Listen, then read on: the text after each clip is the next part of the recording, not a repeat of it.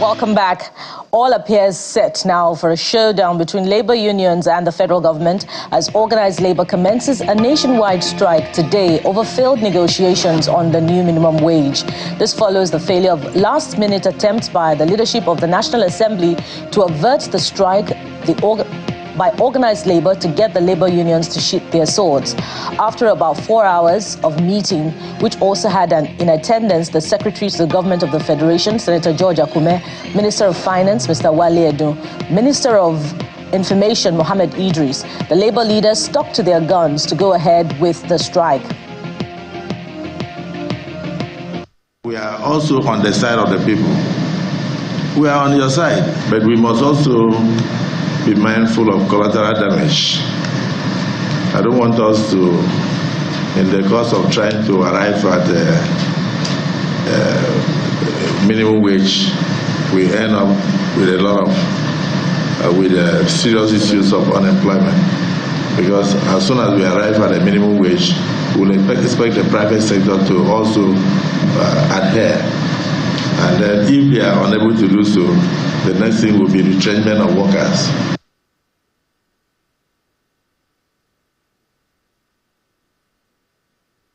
We are quite committed to finding a way forward, finding a living wage, finding a survival wage, and not starvation wage for Nigerians.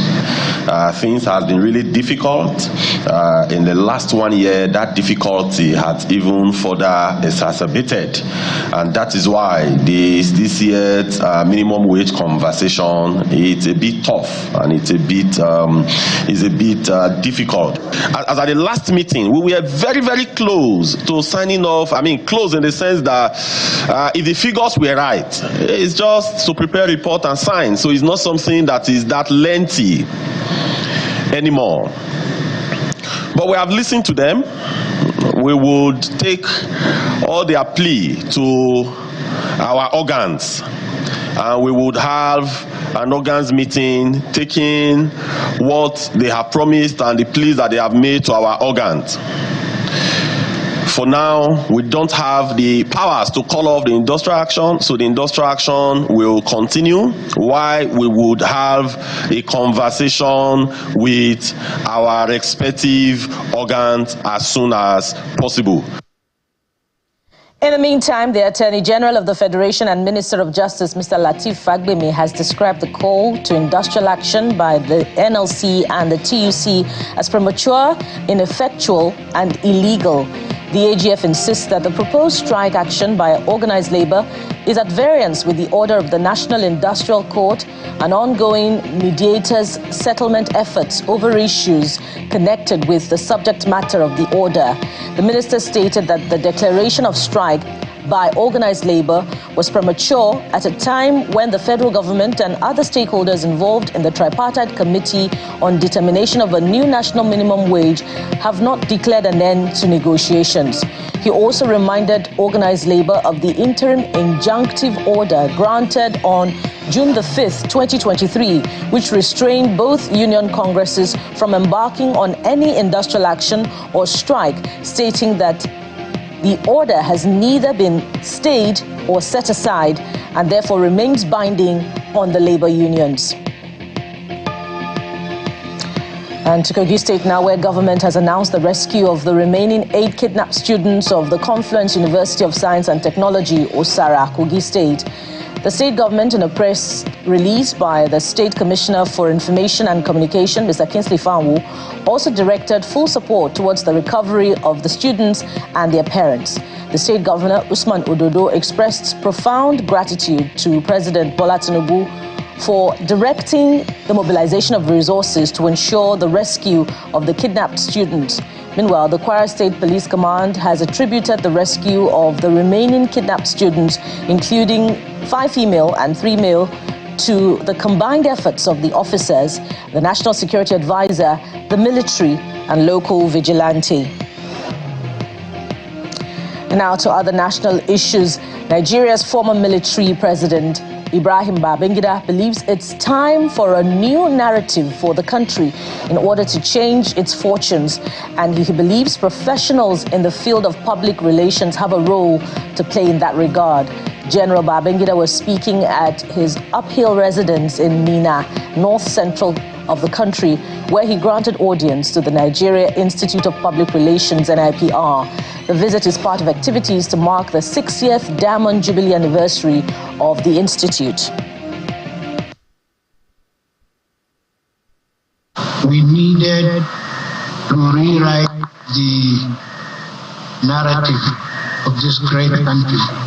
And wherever I go, I will be quoting you and be saying that the Nigerian Institute of Public Relations, people should come to Nigeria, copy what you are doing so that other countries could learn.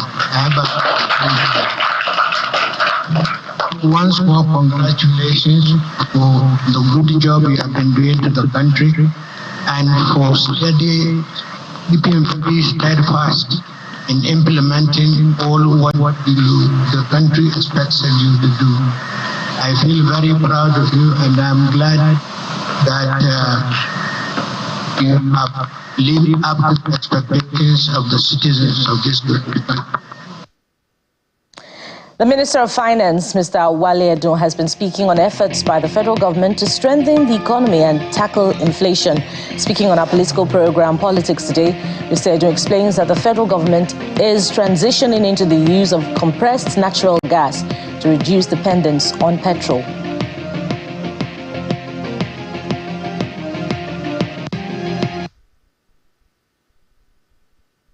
Fuel is imported.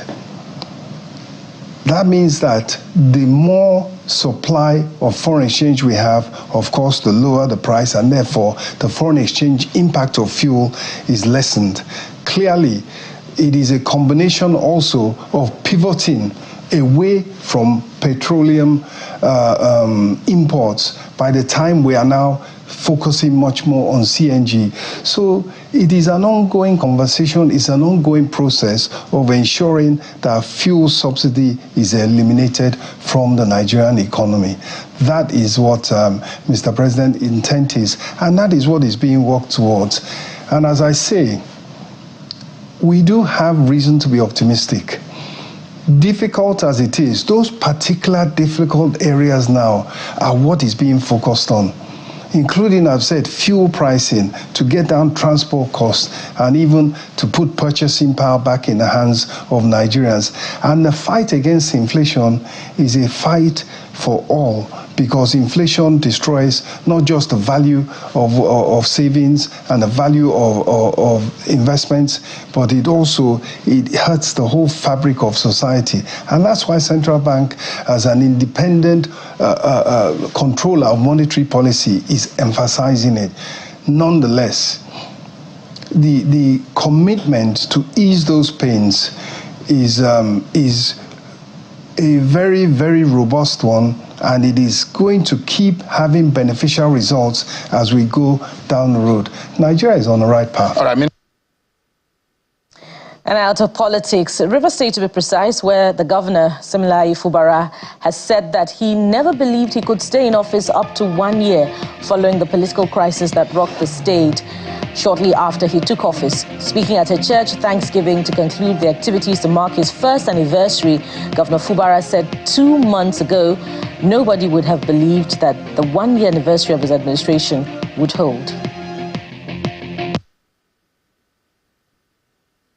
I can tell you on good authority that even before we started this program, there was every plan to frustrate us. But to the glory of God, we're all gathered here to say, God, thank you that you carried us, you led us to this point. In fact, we have only one song, and that song is to God. He said, from the beginning to the end, there is no place for argument. You are God to God by yourself. We might not have gotten it completely right. We believe that as we move on, it will get better and better. And it is only with your support. I want to thank you you don't understand. You don't understand.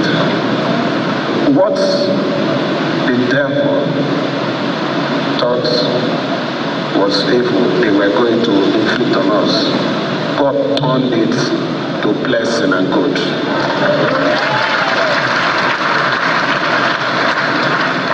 Meanwhile, a few days after some Ijaw members threw their weight behind Governor Fubara in the ongoing political crisis in the state, another group, this time the Rivers Ijaw People's Congress, have endorsed and thrown their support behind the FCT Minister, Nyesom Wike, for his support in producing a governor of Ijaw extraction. The endorsement was given during an event in Port Harcourt, the Rivers State capital, which was well attended by top political office holders of Ijaw extraction from across the River Rhine local government areas of the state.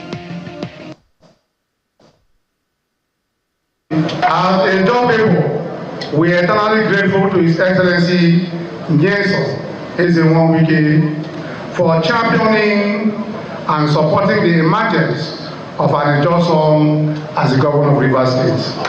We are, however, saddened and embarrassed by the infusion of false narrative of ethnic coloration into issues of disagreement between the governor of Rivers State, His Excellency Sasimilai Joseph Fubara, and his benefactor, His Excellency Barrister Nyesom Wike, and in which the governor appears to weak the Ijaw ethnic sentiment as though there is raging war and acrimony between Ijaw ethnic nationality and Honorable Minister of the Federal Capital Territory, His Excellency Nyesom Wike. Nothing can be further from the truth. That over the centuries, the Ijaw people have been historically known for their gratitude to their benefactors. And this has not changed even in this present circumstance. Well, outside our shores now, former U.S. President Donald Trump has said his historic trial and criminal conviction have been very hard for his wife, former First Lady Melania Trump. Last week, jurors found Mr. Trump guilty of falsifying business records to conceal hush money payments made to former porn star Stormy Daniels during the 2016 presidential election campaign. With the verdict, he became the first U.S. president to be convicted of a crime. He has described the trial repeatedly as politically motivated. In an interview with the international media over the weekend, Mr. Trump vowed that success at the upcoming November U.S. election would be his revenge. He is slated to be sentenced on July the 11th and plans to appeal the convictions. The trial included lurid details of the alleged meeting between Mr. Trump and Ms. Daniel. Into sports now. 15 Super Eagles players were involved in training in Uyo on Sunday in preparation for the 2026 FIFA World Cup qualifiers against South Africa and Benin Republic. This was revealed by the new Eagles media officer, Promise Kogi, on June the 10th. The team will travel to Abidjan, Côte d'Ivoire, to take on Benin Republic on match day 4. According to the media officer, 13 players trained on Sunday morning, while 2 more arrived thereafter, and 15 trained later in the evening. Efoge then stated that 8 more players are still being expected in camp ahead of the double-header games, and the 15 players in camp some of them are Wilfred Ndidi, Kelechi Iheanacho, Samuel Chukwueze, Stanley Nwabali, Terem Murphy, Victor Boniface, and Raphael Onyedika. Great expectations from the Eagles there, and here's wishing them our very best as they take on South Africa and Benin Republic in the World Cup qualifiers. Now, perhaps that's one of the things that you prefer talking about.